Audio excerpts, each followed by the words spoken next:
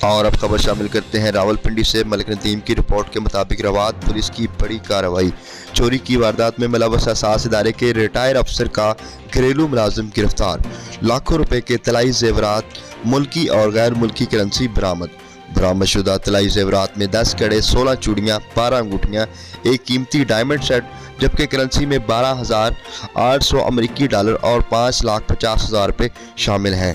34 تولے زیورات میں کرنسی کی مجموعی مالیت 75 لاکھ روپے سے زائد ہے۔ سی پی او محمد احسن یونس کی موجودگی، ایس ایس پی انویسٹیگیشن سید غضنفر شاہ، ایس پی صدر کامران عامر، ایس ایچ او اور روات انسپکٹر ندیم عباس اور انچارج چوکی بحریہ کیسر رشید کیانی نے برآمد رقم اور زیورات مدعی مقدمہ کے حوالے کیے۔ ملزم احسان اللہ خان اساس ادارے کے ریٹائر اعلیٰ افسر کے گھر ملازم تھا۔ ملزم نے فیملی کی غیر موجودگی میں زیورات اور نقدی غائب کر کے چوری کی واردات کا ڈرامہ رچایا تھا۔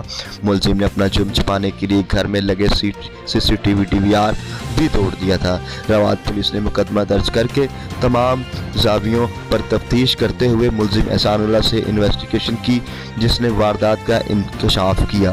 ملزم نے گرفتاری اور 100% برآمدگی پر سی پی او محمد احسن یونس کی، ایس پی صدر روات اور پولیس کو شاباش۔ شہریوں کی جان و مال کا تحفظ اولین ترجیح ہے۔ ملزم کتنا ہی شاطر کیوں نہ ہو، مؤثر تفتیش سے حقائق سامنے لائے جا سکتے ہیں۔ سی پی او محمد احسن یونس۔